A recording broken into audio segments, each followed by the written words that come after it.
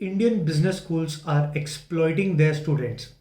जी हाँ दोस्तों, आज के वीडियो में हम लोग कुछ चार ऐसे पहलुओं के बारे में डिस्कस करेंगे पर्टेनिंग टू बिजनेस स्कूल्स, जिससे कि ये साबित हो जाएगा कि स्टूडेंट्स की वल्नरेबिलिटी को लेके हमारे जो इंडिया के जो बिजनेस स्कूल्स है वो काफ़ी ज़्यादा फ़ायदा उठा रहे हैं एंड क्यों ये बात ये सही नहीं है। ठीक है, तो बेसिकली इस वीडियो में हम चार ब्रॉड कैटेगरीज को कवर करेंगे and we will try to discuss. आप मेरे को कमेंट सेक्शन में भी लिख के बता सकते हैं कि आपका क्या ओपिनियन है इस बारे में। तो पहला एरिया जिसके बारे में मैं बात करूंगा वो है कॉलेज का जो एप्लीकेशन फीस है एंड जो एंट्रेंस एग्जाम के मल्टीपल अटेम्प्ट्स हैं। अभी जो नॉर्मल गवर्नमेंट के जो एग्जाम्स है, जैसे आपका कैट हो गया, फिर जैट का एक्सएलआरए का जो जैट हो गया, वो एक एक बार होता है। लेकिन कुछ प्राइवेट कॉलेजेस हैं ऐसे, जैसे कि एनमैट है, आज के डेट में स्नैप है, जो अपने स्टूडेंट्स को अपना एक एग्जाम मल्टीपल अटेम्प्ट्स देने की कोशिश कर रहे हैं। ठीक है, एक पर्टिकुलर स्टूडेंट सपोज एक बार वो एनमैट का एग्जाम देते हैं, एक बार स्नैप का एग्जाम देता है, उसका सपोज एकदम मार्जिनल कट ऑफ वाले रेंज में आता है, तो he will be enticed and he will be forced to give a second attempt, क्योंकि उसको ऐसा लगेगा कि वो अगर सेकंड अटेम्प्ट में देगा तो उसका डेफिनेटली हो जाएगा। तो बेसिकली उनकी इनसिक्योरिटीज़ के साथ खेला जा रहा है एंड हर एप्लीकेशन फॉर्म के लिए, हर बार एग्जाम रीटेक करने के लिए उनको एक्स्ट्रा फीस पे करनी पड़ती है। अब अगर आप नासिर मुंजी के कॉलेजेस देखिए, सिम्बी के कॉलेजेस को देखिए, तो हर स्टूडेंट को इन पर्टिकुलर कॉलेजेस के अलग अलग कॉलेज के लिए इंडिविजुअली अप्लाई करना पड़ता है और उनके लिए एक अलग एप्लीकेशन फ़ी पे करनी पड़ती है। तो अगर किसी स्पेसिफिक इंडिविजुअल को अगर सिम्बी के 5 कॉलेजेस में अप्लाई करना है तो उनको लगभग अराउंड 12 to 14,000 रुपीज़ स्पेंड करने पड़ेंगे एंड सपोज उनको अगर 2 बार स्नैप एग्जाम देना है तो उसके भी 3-3,500 रुपये उनको पे करने पड़ रहे हैं। तो आप इस तरीके से सोचिए कि किस तरीके से स्टूडेंट्स को एक्सप्लॉइट किया जा रहा है आज के टाइम पे। अगर हम कुछ प्राइवेट कॉलेजेस की बात भी करें तो आज के टाइम पे जो प्राइवेट कॉलेजेस है वो कैट के एग्जाम के रिजल्ट आने से पहले ही अपने एप्लीकेशन को क्लोज करने की डेडलाइन दे देते हैं। कैट का एग्जाम अगर आज आना है तो 3-4 दिन पहले, कैट के रिजल्ट के पहले ही वो अपने कॉलेज की डेडलाइन क्लोज करते हैं। क्यों? ताकि मैक्सिमम से मैक्सिमम स्टूडेंट्स उनके कॉलेज के एप्लीकेशन को अप्लाई करें। क्योंकि अगर रिजल्ट आने के बाद अगर वो एप्लीकेशन डेट का डेडलाइन रहता है तो बहुत सारे स्टूडेंट्स उनको पता ही चल जाएगा कि उन कॉलेज के लिए वो एलिजिबल नहीं है। तो basically these are gimmicks for colleges to maximise their own revenues at the insecurities and cost of vulnerable students. तो ये है एक चीज़ जो हो रही है which I wanted to call out. अब हम नेक्स्ट एस्पेक्ट के बारे में अगर हम बात करें तो वो ये है कि the disproportionate rise in fees of business schools in India is digging a hole in the pockets of Indians. अब एजुकेशन इन्फ्लेशन काफ़ी ज़्यादा हाई रेट से बढ़ रहा है। ठीक है, मैं आपको खुद का एग्जांपल बताता हूँ। जब मैं 2018-2020 बैच का हूँ, तो 2020 में पास आउट किया। हमारे जो बैच था उनकी जो SCMHRD की 2 साल की MBA की फीस थी, that was around 17 lakh rupees, which included everything, tuition fee, which included mess fees, which included our hostel fees as well. हमारे जो सीनियर्स थे 2017 एंड 19 बैच वाले, उनकी फीस थी 15 लाख रुपीज़ और हमारे बैच की 2 लाख रुपए फीस बढ़ गई थी। ठीक है, लेकिन अगर आप आज के डेट में जाके देखिए 2025 एंड 2027 के स्टूडेंट्स की जो फीस है, that is almost touching upwards of 30 lakh rupees.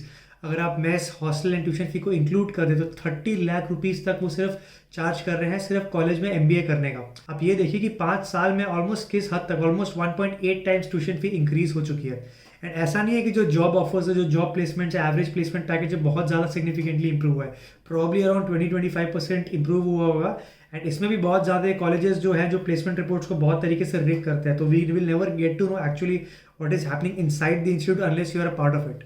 But disproportionate amount से फीस इंक्रीज हो रही है, बट जो प्लेसमेंट फिगर्स, जो प्लेसमेंट पैकेजेस जो ऑफर हो रहे हैं स्टूडेंट को, वो सेम पेस में इंक्रीज नहीं हो रहे हैं। You can realise after graduating how bad the situations will be for students who will have to pay student loan EMIs for salaries which are probably lesser than what their actual fees were. And I'm not just talking about my college. All private colleges are increasing their fees left, right and center. And क्योंकि आज के date में top 30-40 colleges अपने 20 school के rates को इतना increase कर रहे हैं, तो बहुत एवरेज कॉलेजेस को भी बहुत ज़्यादा शेयर मिल गया है। तो even they are increasing their fees like anything. Normal average college जहाँ पे पैकेज 7-8-9 लाख का है, वो भी आज की डेट में 20-20 लाख रुपए की फीस चार्ज कर रहे हैं। I don't know on what basis, but this rampant increase and rise in fees is something that needs to keep a check on and ऐसा बिल्कुल भी नहीं होना चाहिए। थर्ड एस्पेक्ट की अगर हम बात करें तो I wanted to discuss about placement reports and placements in MBA colleges. तो ये बात तो आप सबको पता है, इस बारे में मैंने वीडियो बनाया है, बहुत सारे MBA के रिलेटेड यूट्यूबर्स ने भी इस पर्टिकुलर एरिया के बारे में वीडियो बनाया है कि किस तरीके से MBA कॉलेजेस अपने प्लेसमेंट फिगर्स को इन्फ्लेट करके ऐसा मार्केटिंग गिमिक टूल यूज़ करते हैं। किसी पर्टिकुलर कॉलेज का अगर एवरेज पैकेज ऑलमोस्ट 13-12 लाख है तो वो उसको 20+ लाख का एवरेज पैकेज पोर्ट्रे करने की कोशिश करते हैं। They use a variety of tips and tricks to do that. One of those tips is clubbing the domestic and international packages in the same placement report. कोई अगर 3-4 स्टूडेंट्स को international package मिला है 40-50 लैक्स का, जो कि परचेसिंग पावर पैरिटी के हिसाब से इतना ज़्यादा पैकेज भी नहीं है, उसको हम डोमेस्टिक के साथ क्लब कर देते हैं। जो एवरेज पैकेज 13-14 का दिखाना चाहिए था वो 18-19 की तरफ स्क्यू हो जाता है। बिजनेस स्कूल्स के प्लेसमेंट रिलेटेड कितने सारे कंट्रोवर्सीज होते हैं, इस चीज़ों के बारे में मैंने वीडियोस बनाए भी हैं पहले। बहुत सारे स्टूडेंट्स ऐसे ही ब्लैकलिस्ट हो जाते हैं एंड जो पर्टिकुलर बेस है वो कॉलेज का, उसको ही वो रिड्यूस कर देते हैं।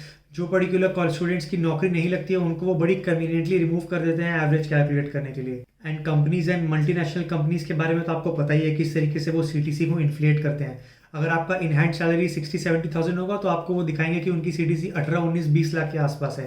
सो these are some broad disparities that are happening in Indian business schools and a lot of false expectations and false marketing gimmicks are happening, whereas the actual reality on ground and inside the companies are completely different from what they are showing on the internet or in public media platforms.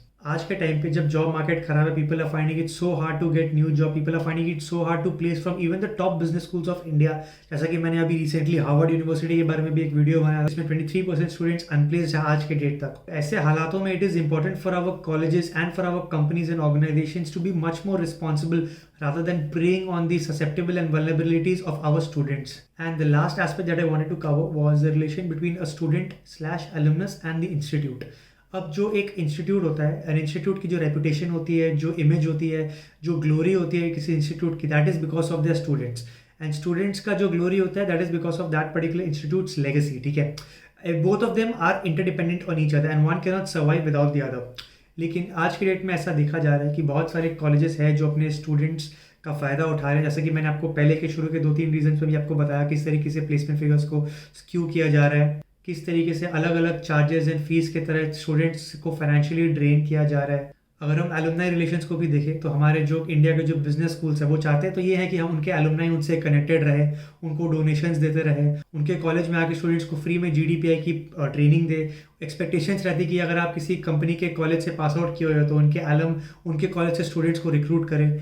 But अगर आप देखा जाए तो actually में college students के लिए क्या कर रहे हैं, स्टूडेंट्स एंड एलुमनाई तो कॉलेज के लिए बहुत चीज़ें करते हैं for very minimal fee and for absolutely free also. But college students के लिए क्या कर रहे हैं, अगर आज के डेट में सपोज आप एमबीए करने के बाद 2-3 साल बाद आप किसी कंपनी से ले ऑफ हो जाते हो, आपकी ईएमआईज अभी भी चल रही है एजुकेशन लोन की, क्या वो कॉलेज 3-4 साल बाद आपको फिर से असिस्ट करेगा in exploring their alumni base for finding a new job offer for you? The answer to this question is absolutely no.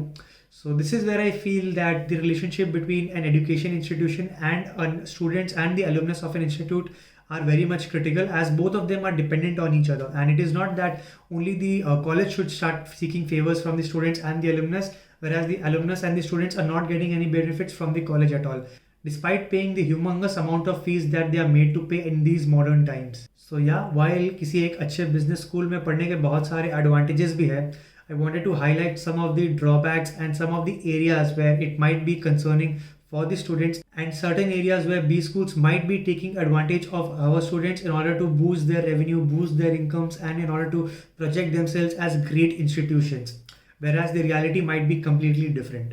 So yes, I hope that you like this video. If you did, then do consider hitting the like button, and yeah, do subscribe to my channel for more videos like these.